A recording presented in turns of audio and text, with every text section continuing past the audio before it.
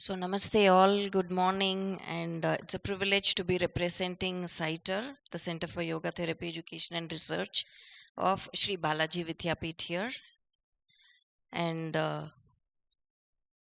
my sincere acknowledgements and thanks to my friend, philosopher, guru, all in one and one in all, Dr. Anandavaliyogi Bhavanani ji, because if not for him, I will never have the courage to stand here and face you people. So, whatever I am, I totally owe it to him. And thank you, sir.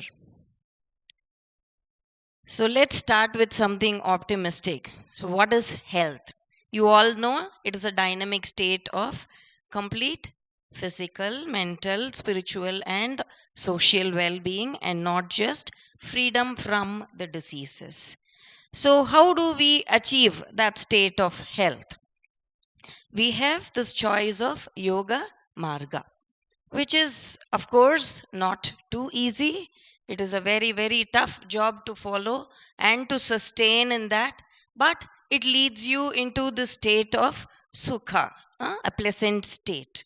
And you have the other very easy marga, very simple marga, which is very, very, very, happy and pleasurable way of life that you can spend. There's nothing hard about it. There's nothing difficult about it. You enjoy being in this pathway, but it is very, very short lived and it leads you into the state of dukkha. So you have on one side the yoga marga, on the other side you have the bhoga marga, and this is hard, this is tough, this is good but not pleasant, whereas this is so easy, this is very pleasant, very happy, but it is not good. This is permanent and it is long lived, it takes you into the path of evolution, whereas this is very, very short lived, impermanent, transient, and leads you into the state of devolution. So you have both opposite ends of the spectrum. What do you want to choose? Do you want this or that? The choice is, of course, ours to make. So, what is yoga? As you all know, you have been listening to great, great scholars, eminent people speaking from yesterday and even before. Yoga is that state, like where there is a complete synchrony, an integrative synchrony of the body, mind, spirit, of this individual, the microcosm, with that macrocosm. When that synchrony is there, then we call it as the state of yoga. Whereas yoga therapy, it consists of the concepts, the tools which we use to attain that state of health and well-being, or to attain that state of integrative synchrony. And it also requires in-depth knowledge about these concepts, about all the techniques that we are going to manipulate, because without that in-depth knowledge, where do you use it? How do you use it? You'll never know what to do with that technique. It is like, in Tamil we say, Korangu kaila poomala, which means garland that a monkey is having in his hand. So, what will the monkey do? Is it going to be useful or is it just going to be, in pieces? So, it's something like that. So, yoga therapy, the therapist, it is not just the ability to be able to perform difficult asanas, put your leg on your head and then you can do all contortionist poses, but it is not just that. Of course, maybe a small element of it could be that, and not to treat aches and pains. It is way, way, way beyond that. You need to understand what that other person feels. You need to totally vibe with them. You need to totally empathize and think on their behalf of, and not what you think about it.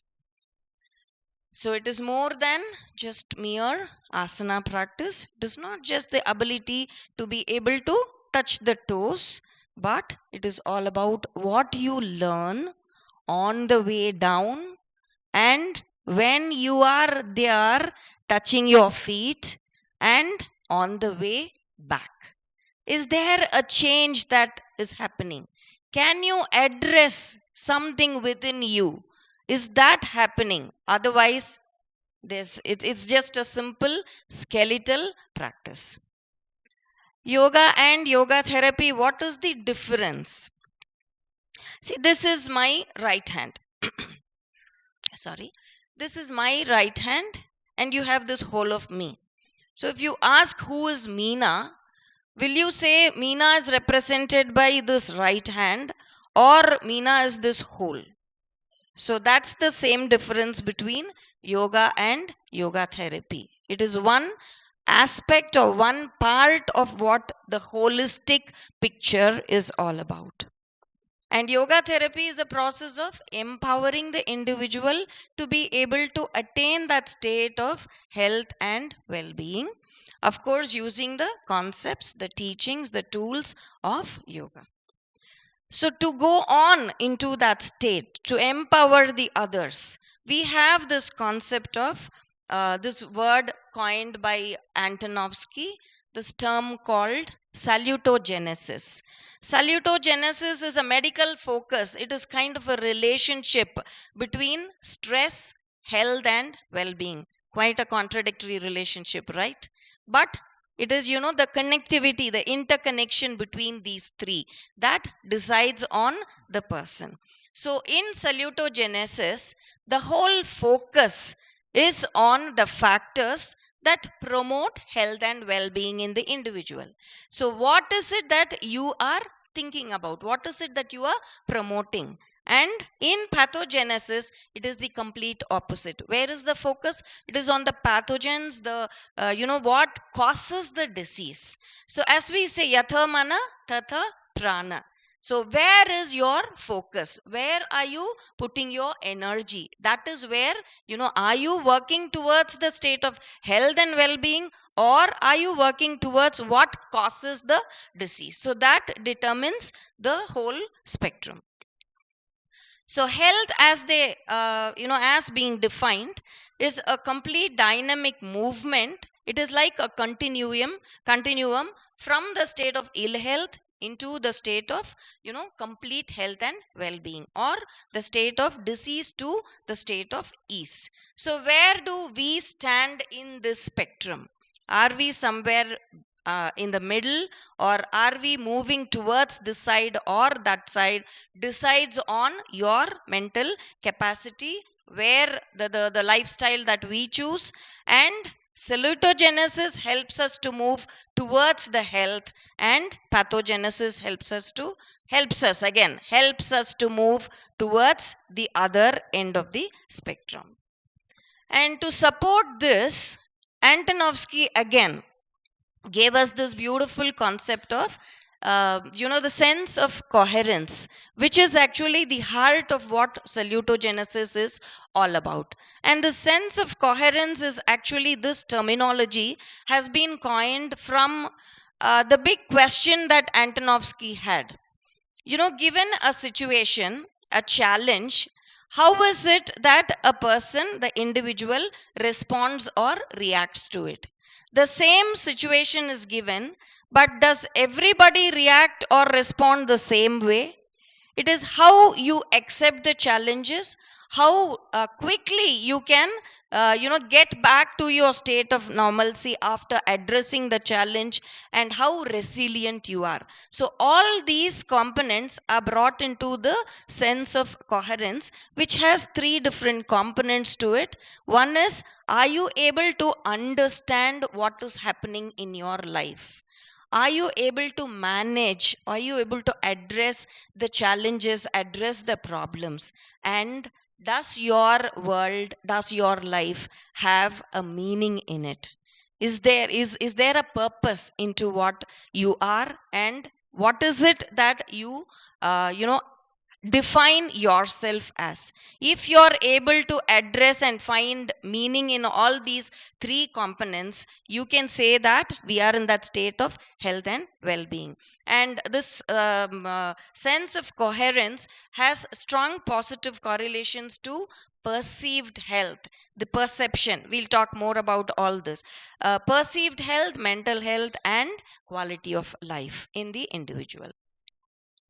And the modern health definition we have seen. So, this is the definition given to us centuries back by Acharya Sushruta, Samadosha Samagni, Samadhatu Malakriya, Prasanna Atma Indriya, Mana Swastha Idyabhi Diyate.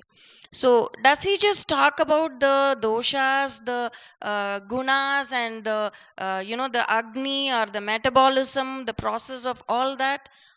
It's way beyond that. He also includes the prasanna atma, indriya, and mana into the whole equation. So only when all these are there does the person get into this state called swastha, the complete holistic health, as we can call it.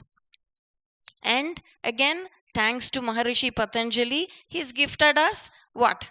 Ashtanga Yoga, where he talks about, he's given us, the beautiful 10 rules, the rules of morals, ethics, all that we have, the conduct, social conduct, the, how to live as an individual, how to live in this society, all that which is required for the social health, and asanas and pranayama for the physical health and well-being, of course, and pratyahara dharana for the mental, and dhyana and samadhi for the spiritual health and well-being.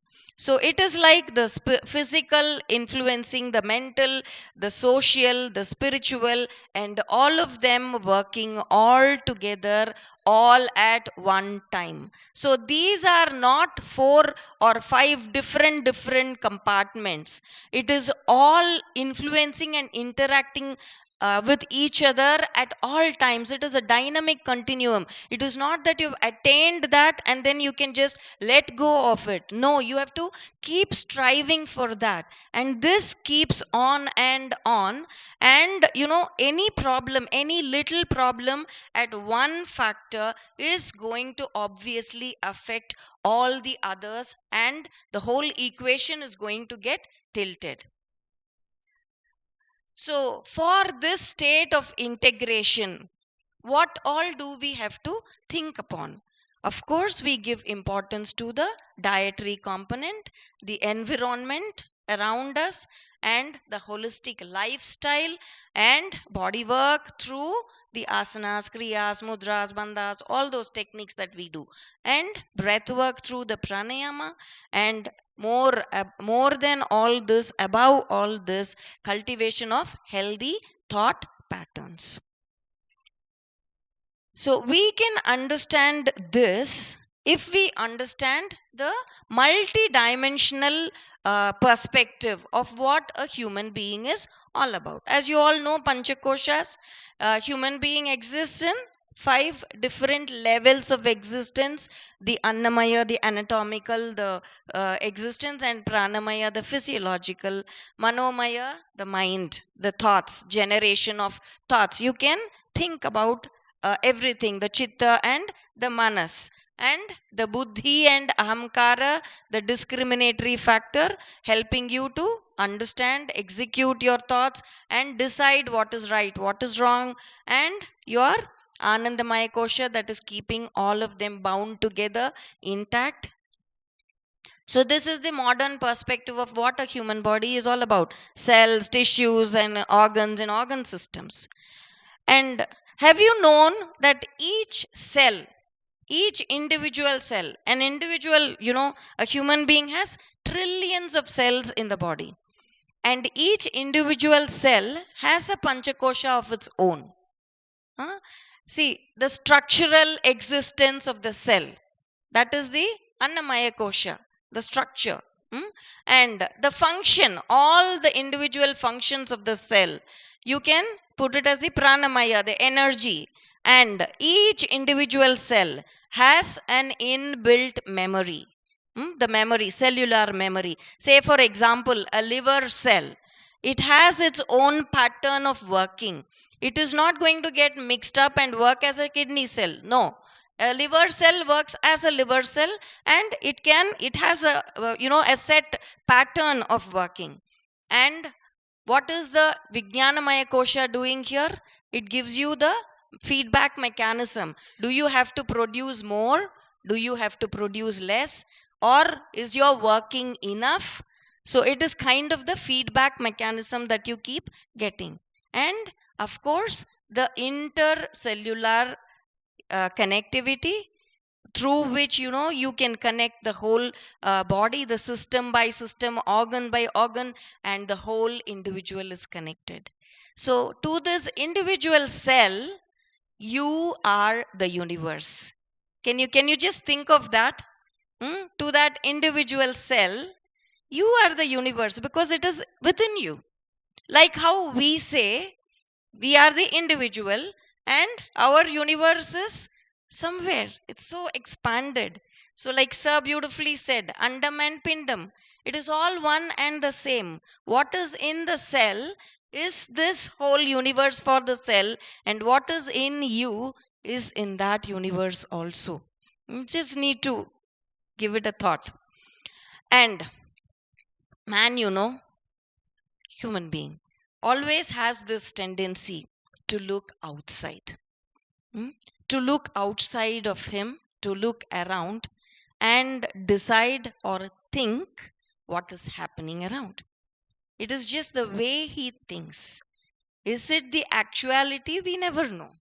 He thinks of it as that, he perceives it in a particular way, and leading to emotional turbulence. So he lets his mind get disturbed with what is happening around him, outside of him, and that causes all these mental agitations, leading into the haphazard flow of prana. Your breath is disturbed, breathing cycle disturbed, unstable nadis, leading on into percolating into your body as a disturbed metabolism. Either the production is low, hypocellular activity, or it is exceeding hypercellular activity, or it is imbalanced, deranged activity, leading into vyadi. So where is it all starting? The adi, what you perceive, that is pushing you down into that state of vyadi in the Annamaya Kosha. So the cause of disease, according to yoga, all of you must be knowing about the three doshas, the vata, pitta, kapha. So when they are in that state of balance, it is fine. But when in imbalance, you end up having kind of some problem. And the Dwadasha prana, the Pancha prana vayus, the Pancha upa prana, and the two paraprana vayus and their imbalances. And as Yoga Vasishta talks about, Adija Vyadi, we just saw that. The psychosomatic and the non-psychosomatic disorders, those which are not caused because of the disturbance in the mind and that settling in the body as a Vyadi. And Swami Geethananda Giri, he says the main cause of Vyadi is Dvaitam. Dvaitam meaning the division. You are separate and this is me, I am separate. I am completely a unit, an individual, completely disconnected from everything that is around. So that the Dvaitam causes, why is that happening? Because of the avidya. So that dichotomy actually is the root cause of imbalance. And this imbalance settles in the body as a vyadi due to the psychosomatic mechanisms. And from the yogic point of view, psychosomatic disorders go through 4 different phases. It just doesn't happen overnight. It takes years to get precipitated and get settled as an organ damage. So where does it all start? You have a clean layer of water, a totally undisturbed layer of water, and you throw a stone on it into that. So what happens? ripples are created. So that is like in the psychic phase. A small stone thrown and it starts disturbing. It's in the level of the Vijnanamaya and the Manomaya Kosha. And that disturbance slowly, if unaddressed, passes down, percolates down, slowly starts moving into your body. So, what was in the mind, if unaddressed, starts percolating into your body and passes into the psychosomatic phase, where you start feeling like suddenly you get a headache, your BP is like suddenly high. All these kinds of symptoms we get, we do feel that kind of intuitive thing, but do we listen to that? No, no. We are, cleverer than all that. And if unheeded to, passes on into the state of the somatic phase, where it settles down into your body as a permanent problem, permanent disorder. Say, for example, hypertension, diabetes. It's settled down in the body. And if unheeded to, even then goes on into the state of organic phase, where there is organ damage. So where does it all start? With just one small ripple. And if it is not attended to, just settles down. So we just need to trace, just the depth of how serious all of this is. So many things that we never even think about may be the cause. And this is actually, where is the whole problem starting? We never know. If at all we have a rewind button in life, how good it will be. We can just retrace, go back, maybe, if not change everything, at least a few things which you think where you have, gone wrong, and go and repair that now. But, like the progress here from the psychic to the organic phase, can you retrace it? No. Once it is done, it is done. That's it. And all this, because of this uncertainty as to where is it happening, you can never differentiate it. Because of that, is it a somatic illness? It is a psychosomatic problem, or is it a psychiatric problem? Is it a multi-systemic problem? We will never be able to differentiate that or discriminate on that. Does it start from here, or is it here, or is it here? It's like a continuum now. It's just, shuttling between this and that and this and that, and a total uncertainty.